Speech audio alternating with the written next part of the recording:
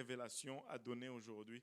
Mais le Seigneur m'a juste demandé de rappeler ces choses aujourd'hui. On va aller dans Jean 18, verset 38 aujourd'hui.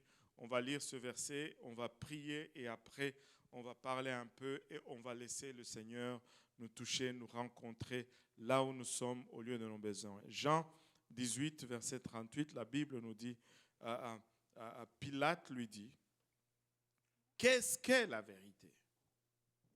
Et quand il lui dit cela, il sortit de nouveau vers les Juifs et leur dit, je ne trouve aucun crime en lui. Pilate lui dit, qu'est-ce qu'est la vérité? Pilate lui dit, qu'est-ce qu'est la vérité? Et pour un moment, je vais prêcher sur ces sujets. Qu'est-ce qu'est la vérité? Demande un peu ton voisin, mais qu'est-ce qu'est la vérité?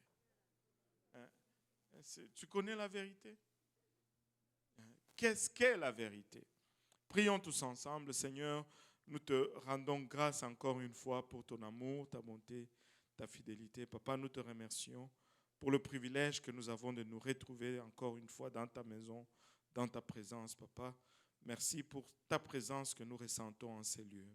Père, nous réalisons combien, Papa, le prix a été élevé pour rendre cette présence disponible et accessible. Merci pour la croix. Merci pour le sang versé, Seigneur.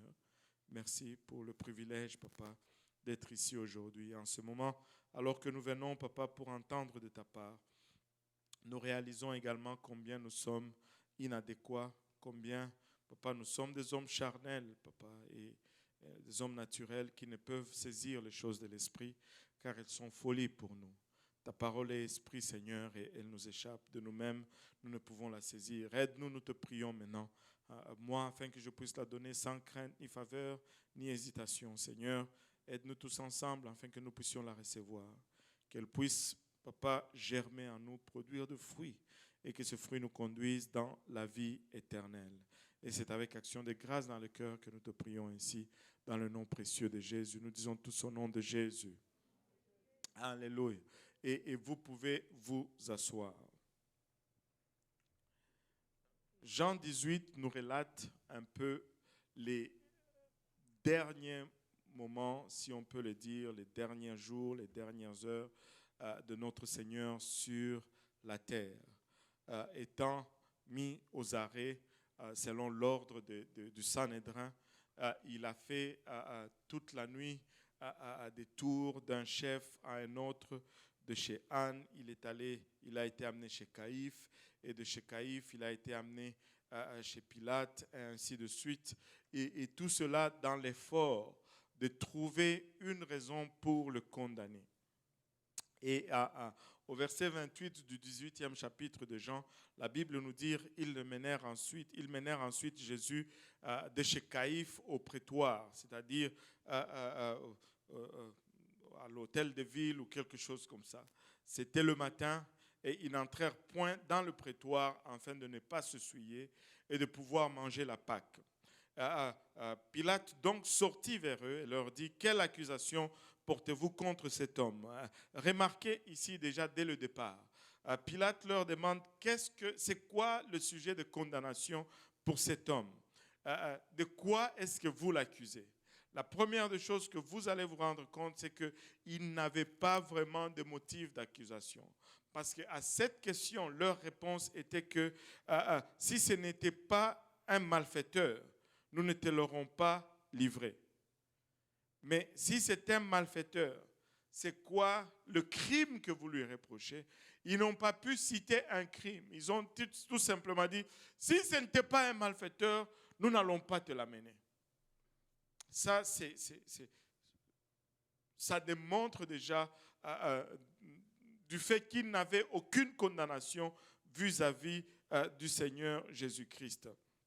Et Pilate leur dit, prenez-les vous-mêmes et les jugez selon votre loi. Et donc, bon, s'il est malfaiteur, jugez-le vous-même.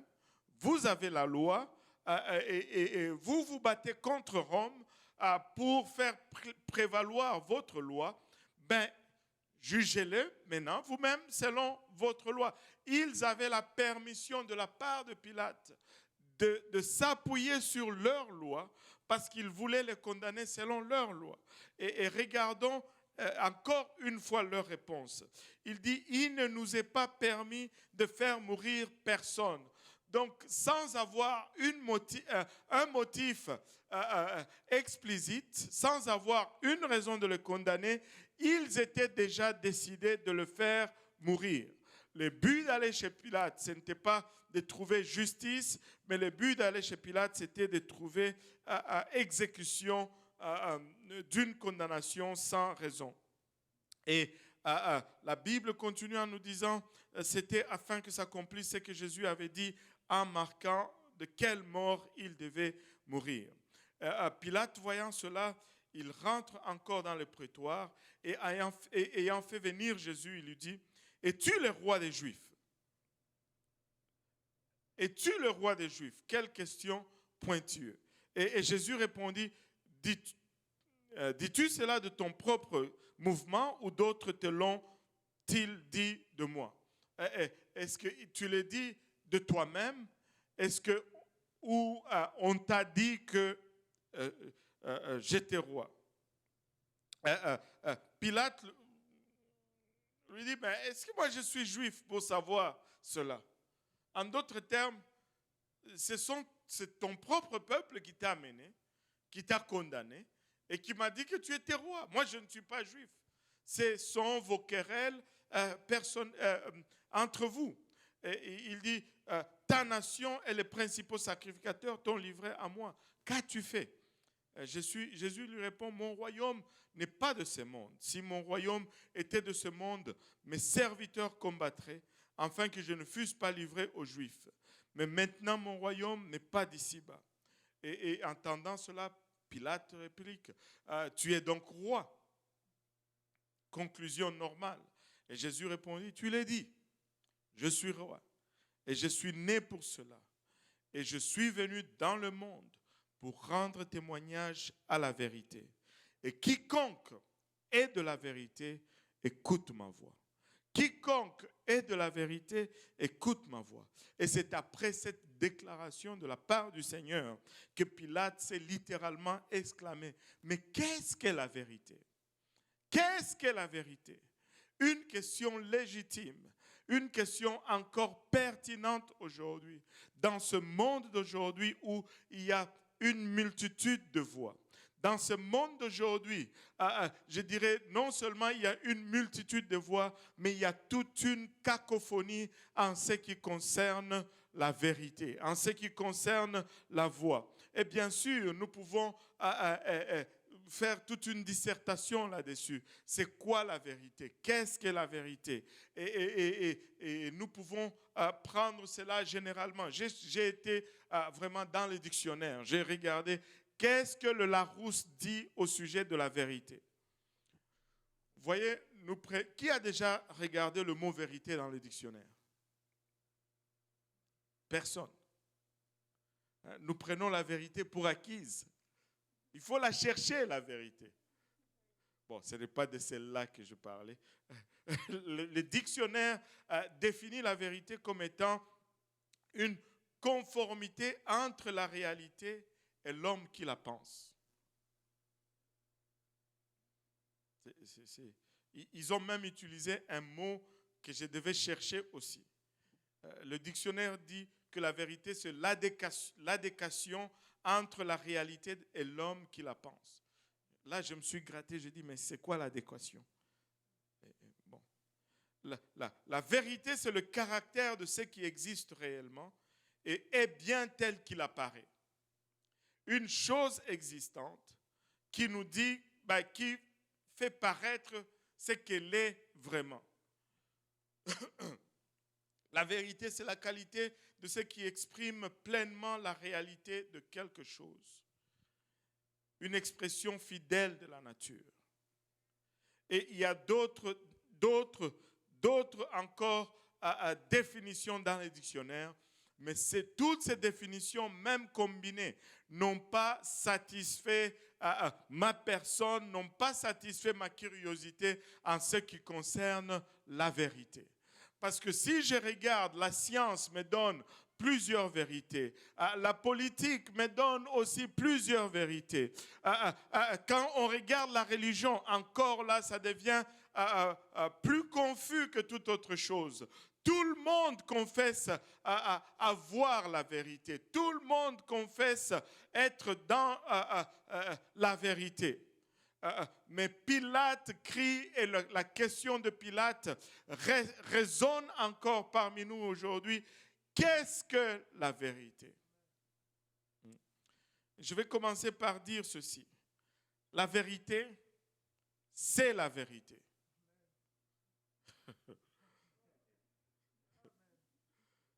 La vérité, c'est la vérité. Ça semble incomplet. Ce que je veux dire tout simplement ceci, c'est que la vérité, le premier caractère de la vérité, c'est qu'elle va se suffire à elle-même. Si tu ajoutes à la vérité, ce n'est plus la vérité. Si tu retranches à la vérité, ce n'est plus la vérité parce que la vérité, c'est la vérité. Tu ne dois pas ajouter à la vérité, tu ne dois pas retrancher à la vérité. Si tu as besoin d'ajouter, ce n'est plus la vérité. Si tu dois retrancher, ce n'est plus la vérité. La vérité est entière en elle-même, la vérité se suffit en elle-même. Et il y a plusieurs opinions dans le monde sur la vérité. Il y en a qui disent que la vérité est relative et qu'elle n'est pas absolue. Permettez-moi de suggérer à cette congrégation aujourd'hui que la vérité est absolue, elle est absolument absolue. Il y a quelqu'un qui a dit que la vérité, il n'y a pas de vérité, il y a des vérités. Bon, ce n'est pas là qu'on veut aller au fait. Comment est-ce que je peux formuler cela? Si on dit que la vérité est relative, ce qu'on vient de dire est aussi relatif. Dire que la vérité est relative devient relatif aussi. Je ne sais pas si je me fais comprendre un peu. Il y a une vérité absolue, sinon il n'y a pas de vérité. Dans le sens même du mot, si elle commence à être relative, ce n'est plus la vérité.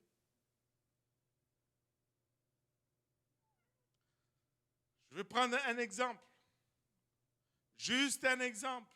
Je sais que certains d'entre vous vont être un peu mal à l'aise, mais moi je suis très à l'aise. C'est juste un exemple. Je suis noir. C'est absolument vrai. Ce n'est pas relatif.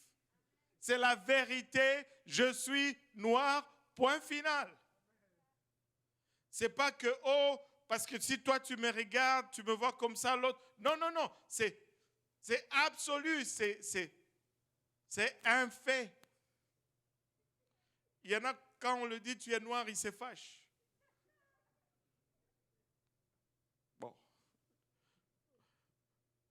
Je ne sais pas. Vous savez, si nous regardons à la science va établir certaines vérités. Et tout ce que la vérité de la science va établir, tout le monde ne jure que par la science. Mais la science n'est jamais stable. La science est toujours en évolution constante. Et toute vérité, soi-disant que la science va établir, va souvent être provisoire. Et ça va prendre beaucoup d'investissements pour arriver à établir une vérité provisoire. La seule véritable vérité, alléluia, qui ne bouge pas, qui ne change pas, qui est absolue quand on regarde la nature, le monde, nous ne le retrouvons que dans la parole de Dieu. Nous la retrouvons que dans la parole de Dieu. Cette parole, elle est vérité. C'est pourquoi, alléluia, elle est à l'épreuve du temps, elle est à l'épreuve de la science, elle est à l'épreuve de l'archéologie, elle est à l'épreuve de l'histoire. La parole de Dieu demeure. La parole de Dieu déploie cette caractéristique, qu'elle se suffit en elle-même. Si tu ajoutes à la parole de Dieu, ce n'est plus la parole de Dieu. Si tu retranches à la parole de Dieu, elle n'est plus la parole de Dieu. Pourquoi? Parce que la parole de Dieu, c'est la vérité. Alléluia. La parole de Dieu est vérité. La parole de Dieu est immuable. La parole de Dieu ne change pas. La parole de Dieu se suffit en elle-même. La parole de Dieu s'explique en elle-même. Très souvent, on fait cette erreur de chercher l'explication ou l'affirmation de la parole de Dieu dans plusieurs choses. Laissez-moi vous dire ceci. Si tu la lis seulement un peu plus loin, elle t'explique ce qu'elle est en train de dire. Un peu plus loin, elle confirme ce qu'elle est en train de dire. Elle est autosuffisante, elle est immuable, elle ne change pas. La science change. Elle a été écrite depuis, alléluia, le temps des âges, mais elle demeure la même. C'est qu'elle a confirmé que la science a voulu infirmer. La science est revenue sur elle-même, mais la parole de Dieu demeure. Alléluia. Le monde s'est levé pour détruire cette parole, pour la mettre à l'épreuve. Mais les gens sont venus et ils sont passés. Mais cette parole, elle est demeurée la même. Elle est à l'épreuve du temps. Elle est à l'épreuve, alléluia, de tout assaut, alléluia, de l'intelligence humaine. Ce qu'elle déclare, elle le déclare. Ce qu'elle déclare, elle le déclare. Qu'est-ce que la vérité? La parole de Dieu, c'est la vérité. Alors, qu'est-ce que cette parole nous déclare?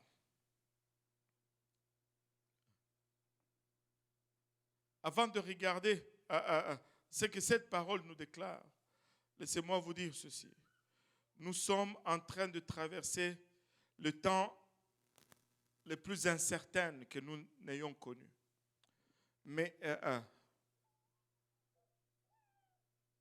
en ce temps, une chose va ressortir.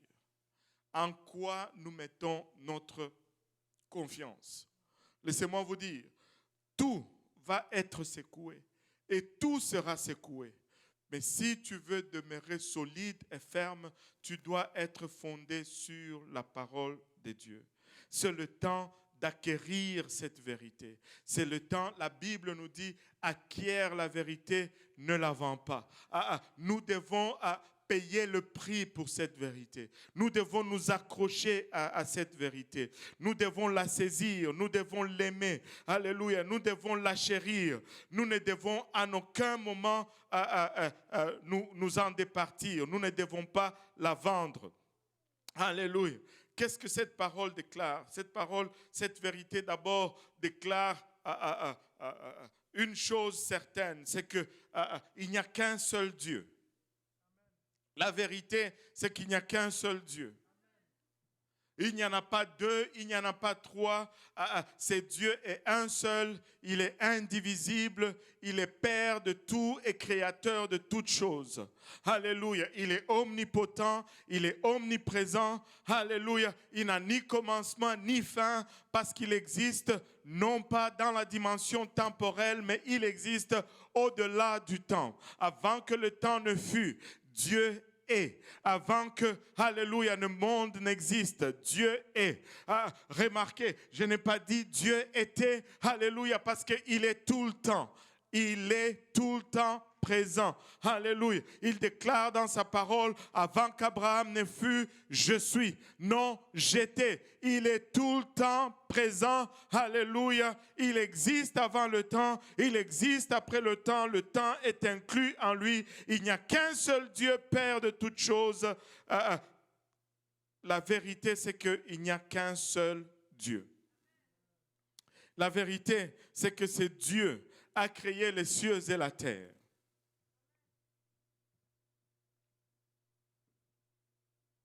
La vérité, c'est que c'est Dieu a créé les cieux et la terre. Il a établi la terre sur son fondement et la terre ne sera pas ébranlée. Alléluia. Nous pouvons, écoutez, il y a une anecdote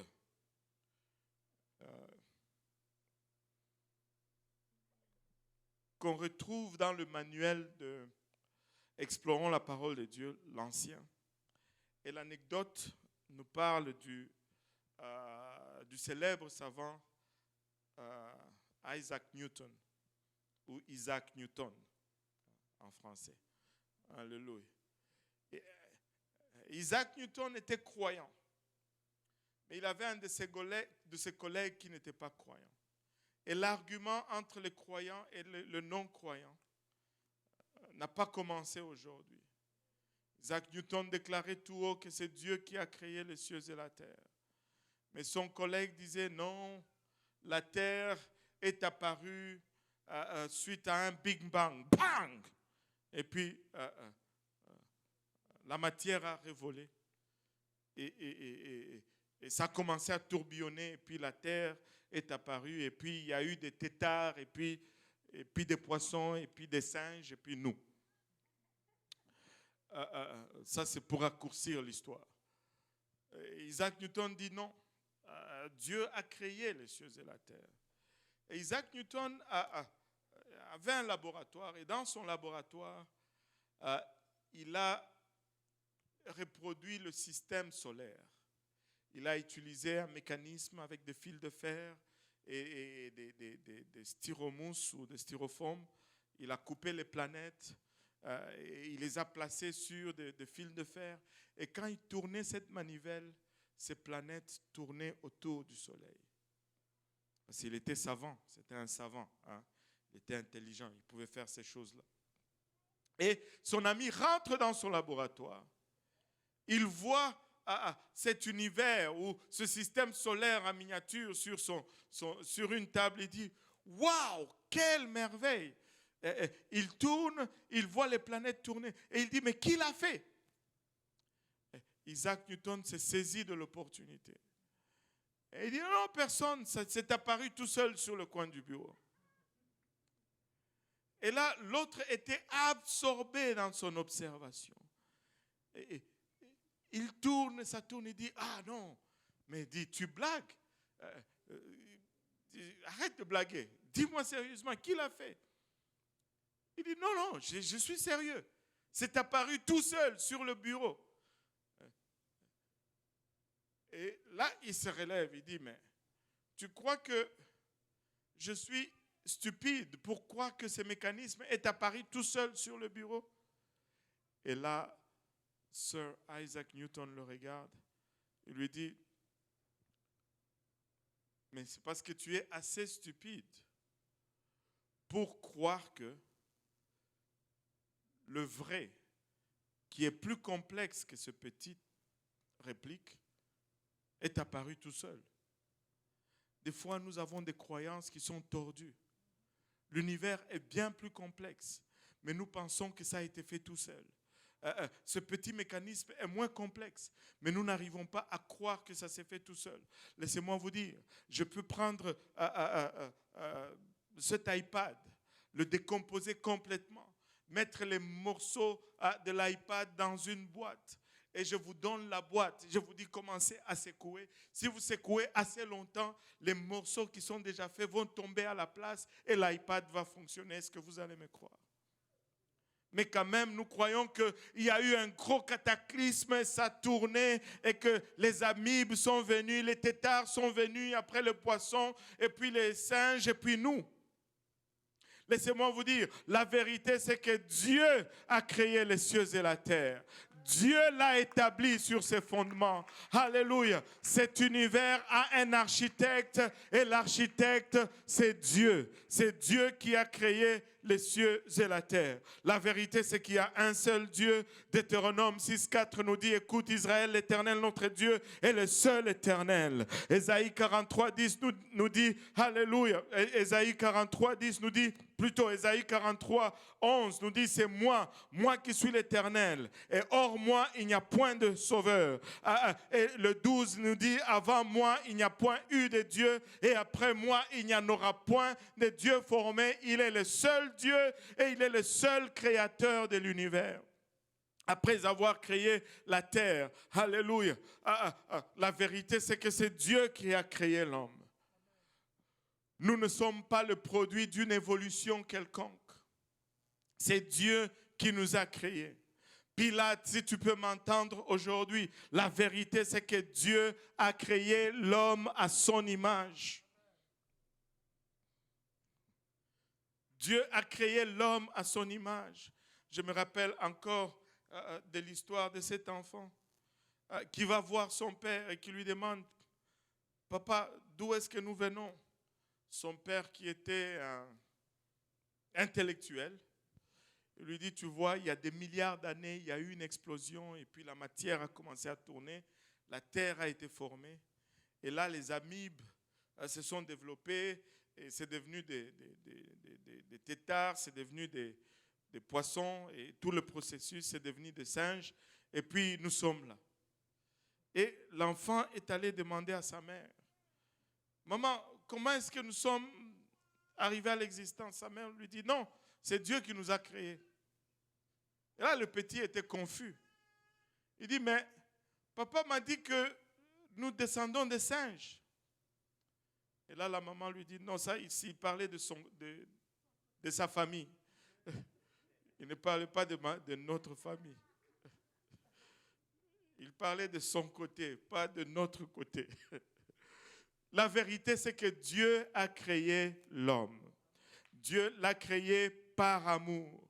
Dieu a créé l'homme parce qu'il aimait. Si tu veux savoir pourquoi Dieu a créé l'homme, c'est parce qu'il l'aimait et qu'il voulait avoir une relation avec lui. Dieu t'aime aujourd'hui et Dieu désire avoir une relation avec toi aujourd'hui. Si tu te demandes c'est quoi la raison de ton existence, c'est tout simplement parce que pour que tu entres en relation avec ton Créateur. Cette vie n'a pas de sens si je n'ai pas de relation avec Dieu. Peu importe ce que tu ajoutes à la vie, si tu retranches Dieu, la vie n'a point de sens.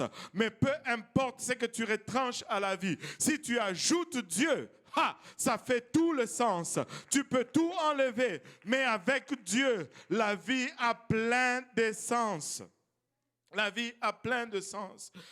La vérité, c'est que Dieu nous a créés.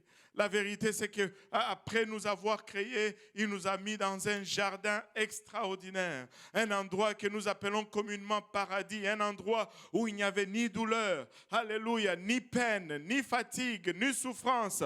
Même pas la mort, pasteur Serge, n'était dans cet endroit. Ils étaient là, Adam et Ève, créés par Dieu pour avoir une relation avec lui. Ils avaient tout ce dont ils avaient besoin. Ils avaient besoin.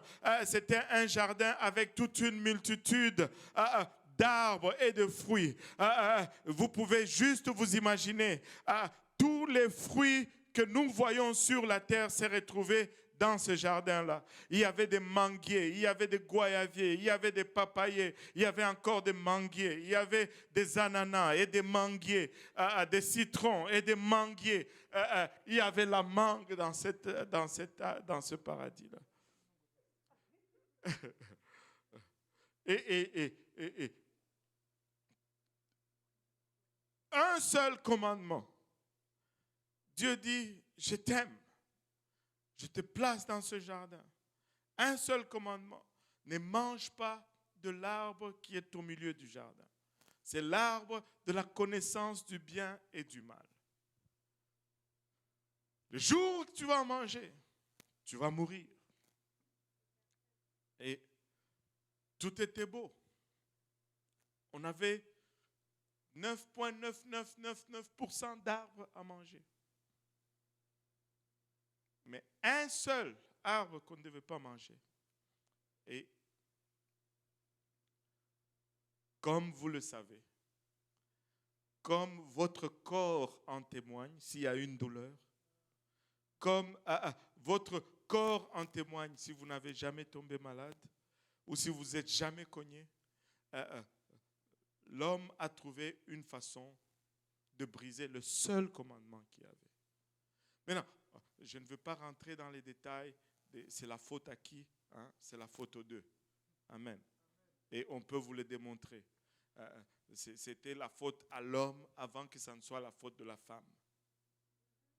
Alléluia. Là, j'en entends que les dames disent amen, amen, mais les hommes sont silencieux comme pas possible. Mais c'était la faute de l'homme avant que ce soit la faute de la femme. Et dans ce jardin, la vérité, c'est que nous avons désobéi. La vérité, c'est que nous avons mangé de ce fruit.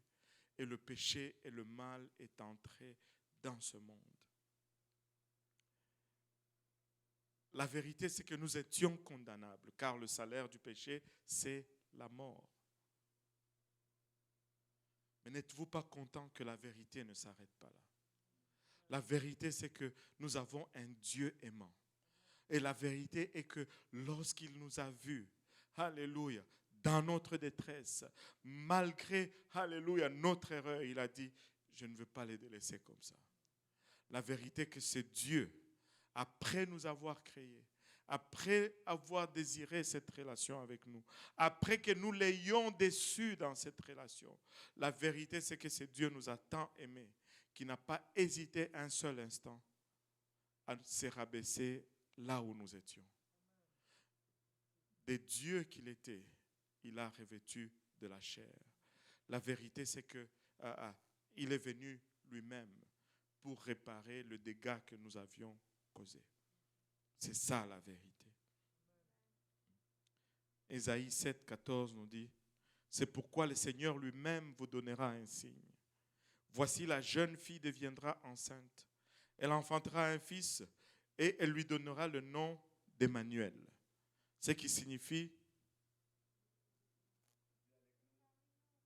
Alléluia. Dieu avec nous, Dieu parmi nous. La vérité c'est que Dieu est venu lui-même pour nous racheter. L'erreur que nous avions commise était tellement profonde que nous ne pouvions pas payer le prix nous-mêmes. Mais il nous a tellement aimés qu'il a mis sa gloire de côté pour un moment. Il a revêtu de la chair, la même chair que nous, pour pouvoir payer le prix qui était demandé à cette chair. Laisse-moi te dire, Dieu t'aime aujourd'hui. C'est ça la vérité. La vérité, c'est qu'il est venu. La vérité, c'est qu'il a marché sur cette terre pendant 33 ans. Il a été introduit comme étant l'agneau de Dieu qui ôte le péché du monde. Et la vérité, c'est que c'est ce monde qu'il est venu racheter, qu'il a arrêté. C'est ce monde pour lequel il est venu payer le prix pour sa délivrance, qu'il a livré entre les mains de ceux qui devaient le crucifier. Au fond, quand Pilate pose cette question au Seigneur Jésus-Christ, mais qu'est-ce que la vérité? La vérité était en face de lui, parce qu'il est écrit de lui qu'il est le chemin, la vérité et la vie. Qu'il est le chemin, la vérité et la vie. La vérité devait mourir pour que moi, je ne puisse pas mourir. La vérité devait être condamnée pour que moi, je puisse échapper à la condamnation.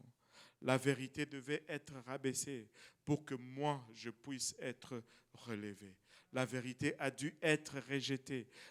Ils étaient là, l'accusant faussement, alors que c'était la vérité. Et la vérité a été condamnée à la demande de Pilate. Vous avez une coutume que je vous relâche une personne. Il n'a rien fait celui-ci, je vous le relâche donc. Ils ont dit non, non, crucifie-les. Libère Barabbas. Libère Barabbas. Libère le mensonge et enchaîne la vérité. Et comme une brebis qui est amené à la boucherie, il n'a pas ouvert sa bouche. Alléluia. La vérité, c'est que c'est Dieu t'a tellement aimé. Même la laideur de la croix ne l'a pas dissuadé de t'abandonner là où tu es. Et la vérité aujourd'hui, c'est que peu importe où tu te trouves, si tu cries vers lui, il n'est pas trop loin pour t'entendre. Si tu appelles, alléluia, il n'est pas sourd pour ne pas répondre. La vérité, c'est qu'il est proche de nous. La vérité, c'est qu'il est le chemin, la vie et la vérité. La vérité, c'est qu'il a payé le prix que moi, je ne pouvais pas payer. La vérité, c'est qu'il me donne gratuitement accès au prix qu'il a payé. Tout simplement par le moyen de l'évangile. Et il n'est pas étonnant que lorsque Paul donne l'évangile, Paul est très vite à donner cet avertissement. Lisez un peu avec moi dans 1 Corinthiens 15, lorsqu'il est en train de donner l'avertissement.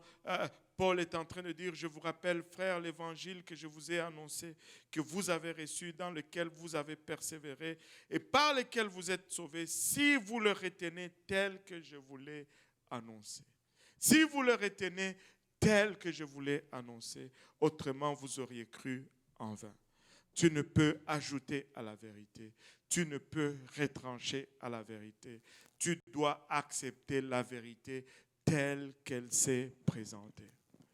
Et si je regarde toutes les définitions du dictionnaire, ne peuvent satisfaire que partiellement à cette question. La vérité, c'est vraiment l'état réel de la chose telle que vous la pensez. Et écoutez, ça ne peut être que partiel. Parce que la pleine définition de la vérité, c'est que la vérité, c'est Jésus. Il est le seul véritable. Tous ont dit, venez à moi, je vais vous montrer le chemin. Tous ont dit, venez à moi, je vais vous montrer la vérité. Il est le seul qui a dit, je suis le chemin, la vie et la vérité. Il est venu, il est mort à la croix pour toi et pour moi. Et aujourd'hui, il te donne librement accès à lui. Cet accès que nous avions perdu dans les jardins d'Éden. Et tu peux me dire, oh mais non, je n'étais pas là, je n'étais pas dans le jardin d'Éden, pourquoi dois-je être puni pour ce que je n'ai pas fait? C'est tout simplement le principe de l'héritage.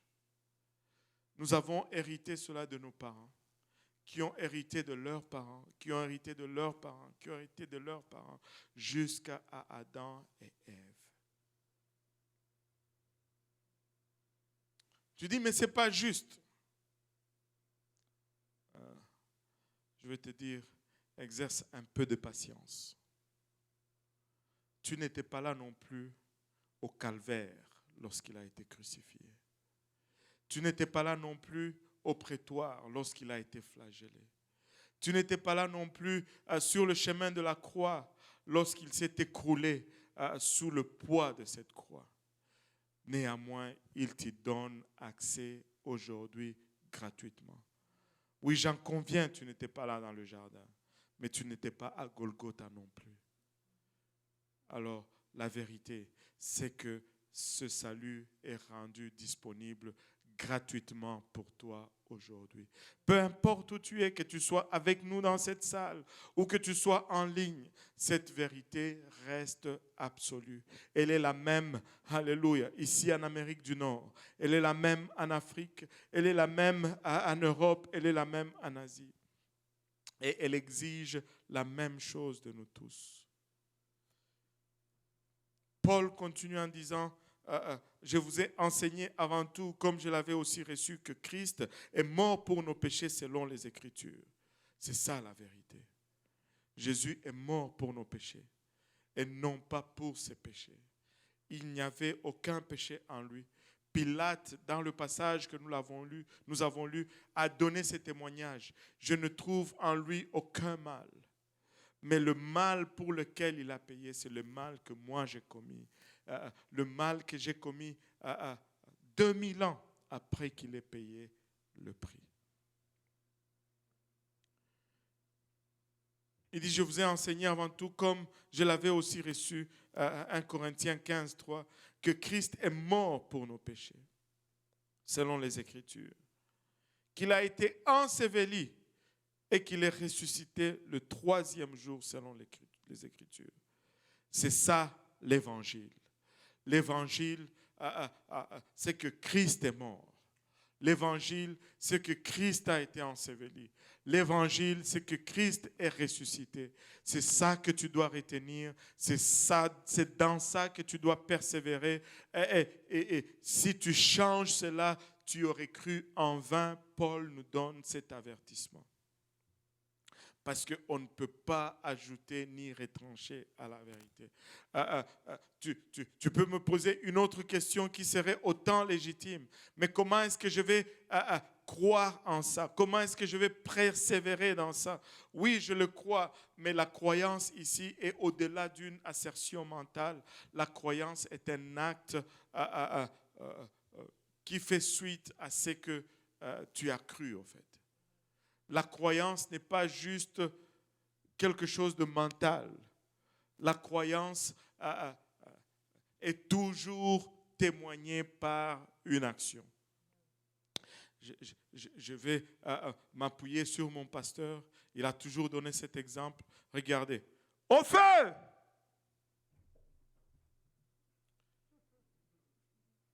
Personne n'a bougé.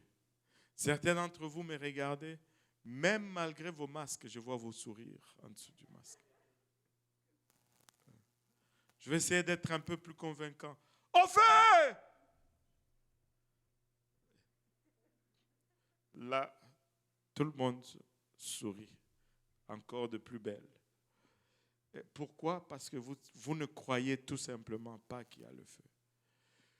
Si moindrement vous croyez qu'il y avait le feu, je le verrai par une chose. Vous n'allez pas rester assis là. Parce que vous avez la foi, vous allez prendre le chemin le plus court vers la porte la plus proche. Et même ceux qui disent qu'ils aiment leur pasteur ici, la plupart d'entre eux vont être dehors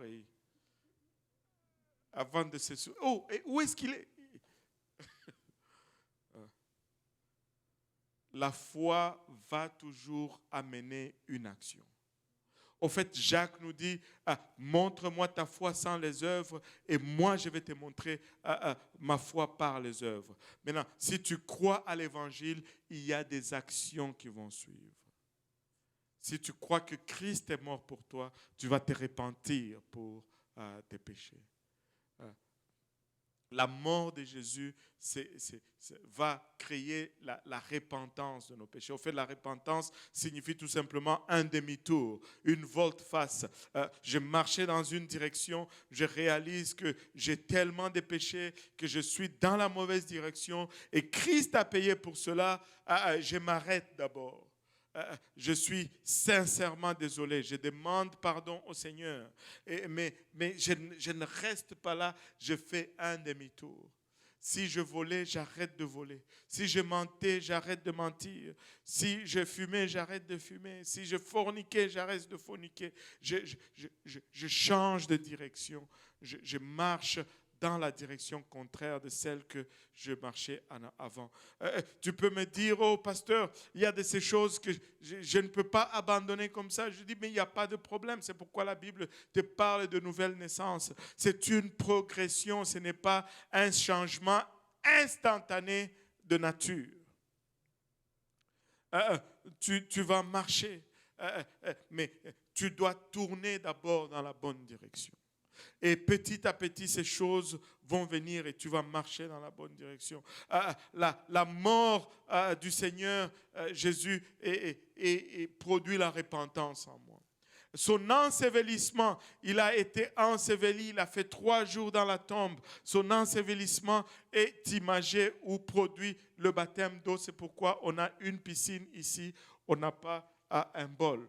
Le baptême signifie plonger ou tremper. Le mot baptême vient du grec baptizo, qui signifie tremper ou plonger ou immerger.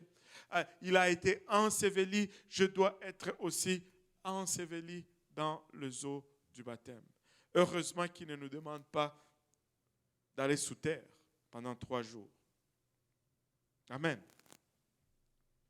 Et le pardon et le baptême est fait pour le pardon de nos péchés. Le baptême nous lave de nos péchés.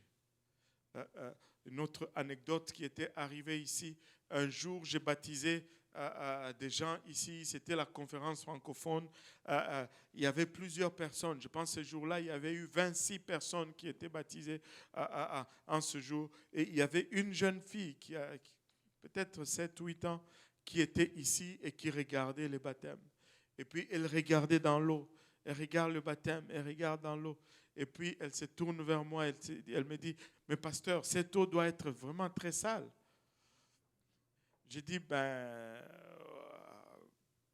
non, nous traitons l'eau, donc nous faisons le même traitement que la piscine. Ce n'est pas si sale que ça. Okay?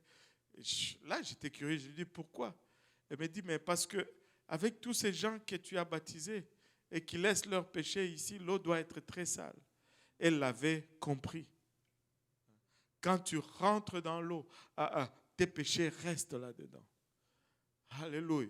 Quand tu es trempé dans l'eau, au nom de Jésus-Christ, tout ton passé reste. Tout ton passé reste.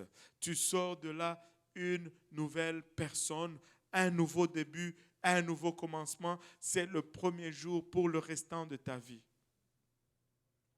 Tout ce qui était avant le moment qu'on te plonge, Dieu l'oublie. Et toi aussi, tu devrais l'oublier. Et c'est ça la vérité.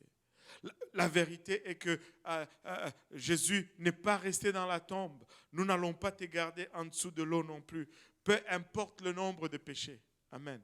Et nous allons te sortir spontanément. Jésus n'est pas resté dans la tombe. Jésus est ressuscité. La vérité est que tu peux aussi ressusciter. Et le baptême du Saint-Esprit est notre résurrection. Alléluia. La vérité est que si tu lui ouvres le cœur et que tu lèves tes mains en adoration et que tu l'adores, il va te remplir de son esprit et ça va être évidencé par le parler en langue. Lorsque l'Esprit de Dieu entre en toi, tu vas parler une langue que tu n'as pas appris. Tu vas balbutier, tu vas parler en langue. Laisse-moi te dire, tu es dans une église où les gens reçoivent le Saint-Esprit comme les jours de la Pentecôte. Et certains disent, mais ce n'est pas tout le monde qui doit recevoir le Saint-Esprit. Il y a un de nos prédicateurs qui m'avait fait rire une fois. Il parlait avec quelqu'un, il dit, ce n'est pas tout le monde qui doit recevoir le Saint-Esprit. Lui, il dit, mais quand j'ai lu le livre des Actes, le jour de la Pentecôte, la Bible nous dit tous étaient remplis du Saint-Esprit. Tous étaient remplis du Saint-Esprit. Vous savez, c'était le premier jour de l'Église. Et ce premier jour de l'Église, quand tu entrais là, tout le monde parlait en langue. Tout le monde parlait en langue. Tout le monde avait reçu le Saint-Esprit. Et tu peux le recevoir aujourd'hui, car la promesse est pour vous, pour vos enfants, et pour tous ceux qui sont au loin, en aussi grand nombre que le Seigneur, notre Dieu, les appellera. La vérité, c'est qu'il y a un Dieu, un seul Dieu créateur du ciel et de la terre. La vérité, c'est que ce Dieu, alléluia, est également notre créateur. La vérité, c'est qu'il nous a créés pour avoir une relation avec lui et que nous avons failli à cette relation. La vérité, c'est qu'il est compatissant et qu'il nous donne une opportunité de rétablir cette relation aujourd'hui. Mais la vérité, c'est qu'il y a aussi un ciel et un enfer. Un ciel à gagner et un enfer à éviter. Et la vérité, c'est que Dieu nous donne cette opportunité aujourd'hui d'éviter l'enfer et de choisir le ciel par l'obéissance à l'Évangile. Si tu es là et que tu n'es pas encore baptisé au nom de Jésus-Christ, tu peux l'être. Nous avons de l'eau. Nous avons, en plus, l'eau est chaude. Nous avons des vêtements de réchange. Nous avons des essuie-mains, des séchoirs. Ça ne prend que ton obéissance. Et si tu es en train de nous suivre quelque part au loin, écris-nous, appelle-nous. Nous pouvons organiser la dernière semaine. Il y a eu 2 personnes qui ont été baptisées au Bénin, en Afrique, au nom de Jésus pour le pardon des péchés. Peu importe où tu es, si tu as besoin d'obéir à cette vérité, tu peux nous contacter par courriel ou par le site de l'Église et nous pouvons te guider là où tu peux obéir à cette vérité et laisser cette vérité impacter ou changer le cours de ta vie. La vérité, c'est qu'il nous est donné à tous de vivre et de mourir une fois. Et après viendra le jugement. La vérité, c'est que Dieu t'aime tellement qu'il ne veut pas que tu subisses les conséquences de cette désobéissance. Dieu t'aime aujourd'hui et il tend ta main vers toi. Mais il est également un gentleman. Il ne va jamais forcer quelqu'un, mais son bras plein d'amour et de compassion est tendu aujourd'hui. La vérité, c'est qu'aujourd'hui, c'est le jour du salut. Et que si tu entends sa voix, n'endurcis pas son cœur. On se lève tous ensemble. Alléluia.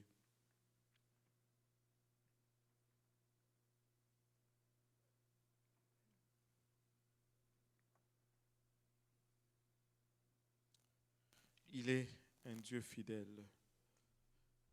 Non seulement il est un Dieu fidèle, mais il est un Dieu aimant, plein d'amour et plein de compassion.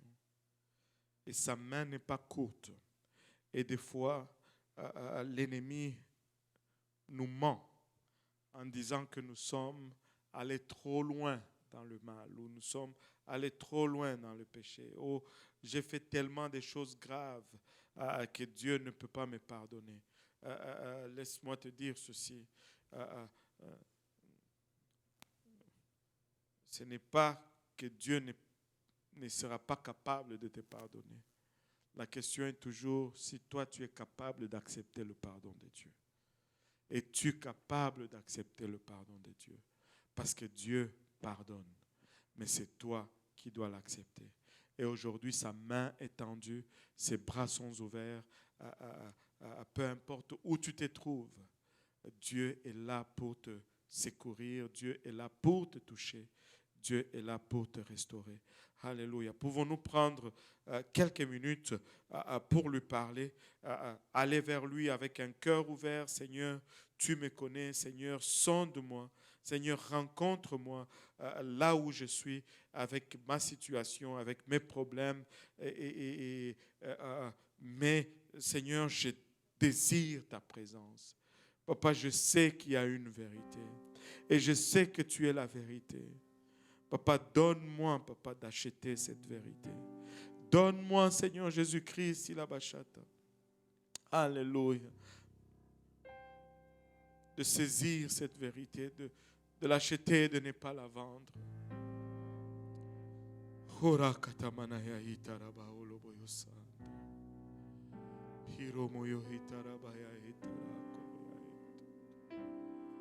Jésus.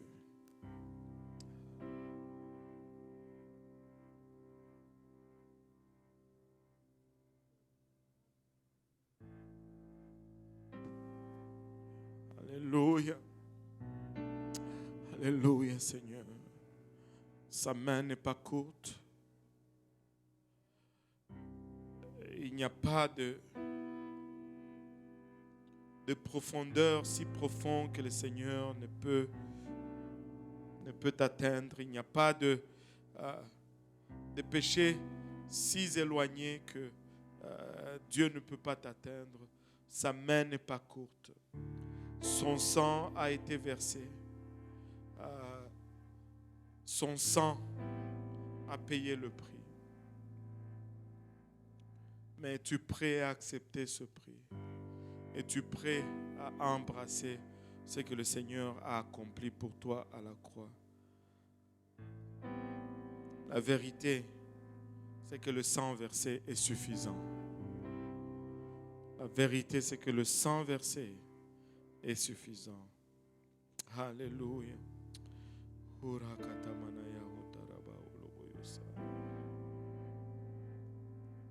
Ikotomana hitaraba oloboyosanta. Koromaya hitara keleya hitaraba oloboyosanta. Orokotomana utaraba oloboyosataraba oloboyosanta. Arabaya utaraba oloboyosandaraba oloboyosanta. Kitomana utaraba oloboyosandaraba oloboyosanta. Gloire au nom de Jésus. Gloire au nom de Jésus. Sa main n'est pas courte pour secourir. Il est une source intarissable de compassion et d'amour. Alléluia. Alléluia. Il est plein de compassion. Alléluia, Jésus. Alléluia, Seigneur, alléluia. Orokotomanaya hitaraba oloboyosa. Kitamana hotaraba oloboyosa taraba oloboyosa. Alléluia, Jésus, Papa, toi qui sonnes les cœurs et leurs reins. Sonne-nous et rencontre-nous, Papa, là où nous sommes, avec nos fardeaux, nos besoins, Seigneur. Donne-nous, Papa, il a bachata de nous abandonner complètement à toi, Seigneur. Donne-nous de nous ouvrir, Papa, afin que tu puisses prendre la place qui te revient de droit, Seigneur. Car sans toi, nous ne pouvons rien, Seigneur. La vérité, Seigneur, c'est que sans toi, nous ne pouvons rien accomplir. La vérité, Papa, il a bachata, c'est que sans ta présence, Papa, il a bachata. Nous sommes vides, Seigneur. Orokotomanaya itara koloya et. Itoroyo etara koloya itara ba oloboyo sanda. Korimaya etara ba oloboyo satara ba oloboyo sanda. Ore kataraya etara ba oloboyo sanda. La vérité, Père, est que tu es le seul, Papa digne, Papa. La vérité est que tu es le seul à avoir payé le prix, Seigneur. Père, il a bachata raba oloboyo sanda.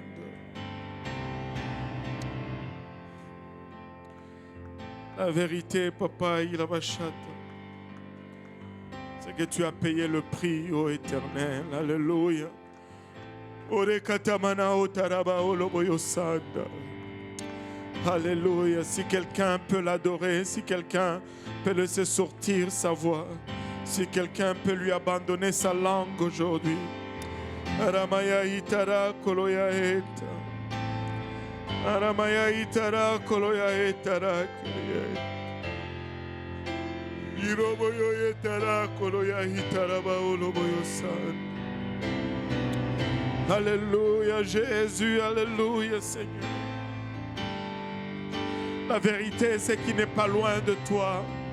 Peu importe, alléluia, ton état, peu importe tes origines, peu importe tes circonstances, il abachète. Alléluia. La vérité, c'est qu'il n'est pas un Dieu lointain. La vérité, alléluia, c'est qu'il est préoccupé de ton sort.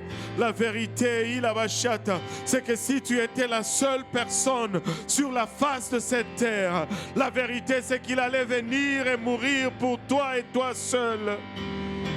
Aramaya etara koloya etara ba oloboyosa.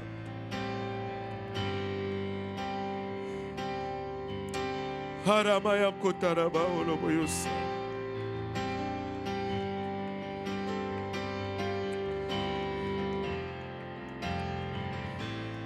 Alléluia. La vérité, c'est qu'il est le seul, alléluia, à mesure de changer ta situation. La vérité, c'est qu'il est le seul capable, il a bachata, de te tirer de la fosse et de la boue. La vérité, et c'est qu'il est le seul, il a bachata, rabaoloboyosanda. Ora katamanaya etara koloya eta. Seigneur Jésus, nous te louons, Papa. Nous te glorifions, nous t'élevons, Seigneur. Nous te rendons grâce, Papa. Alléluia. Alléluia. Laisse-toi aller dans sa présence. Laisse-toi aller dans sa présence.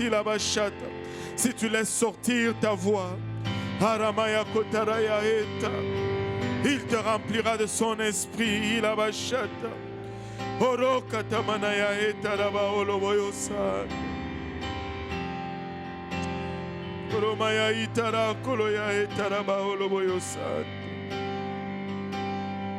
Alléluia Jésus, alléluia Seigneur.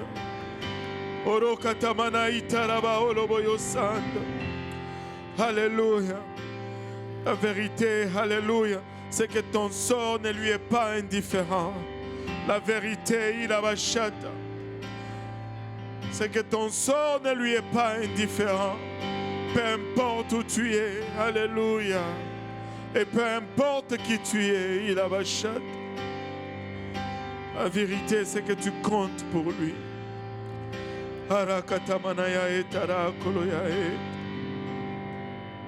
Alléluia.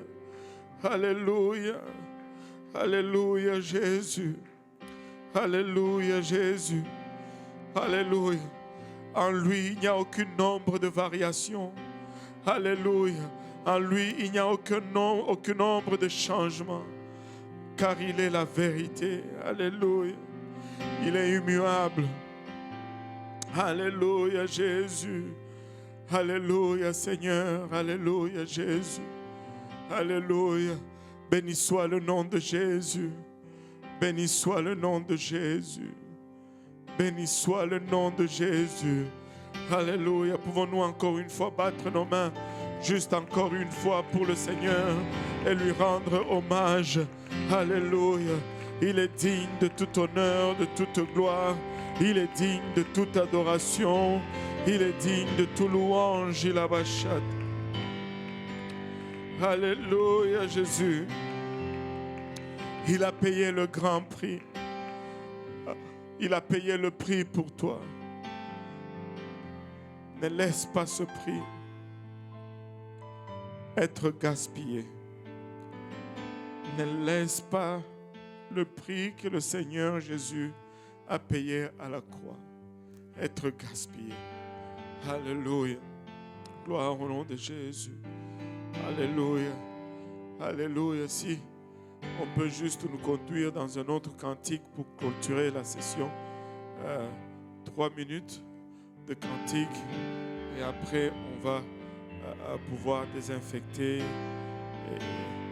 et céder le sanctuaire aux Espagnols. On a encore un peu de temps, juste 3 minutes de cantique et il nous restera assez de temps pour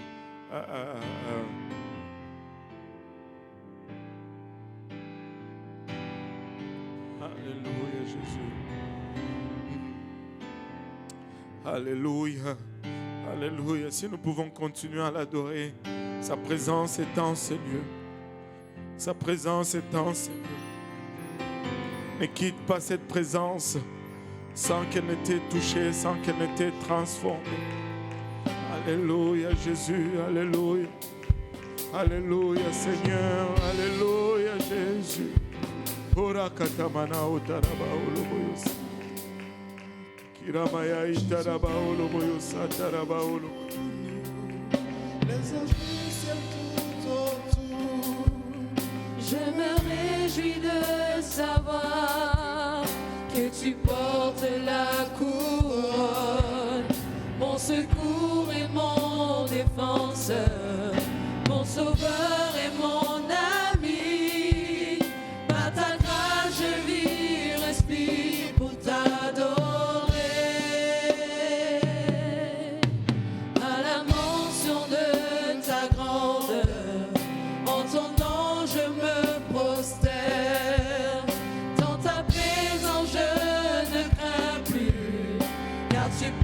portes la couronne, que ta gloire remplisse ce temple, que ta puissance déverse, à ta grâce je vis, respire pour t'adorer.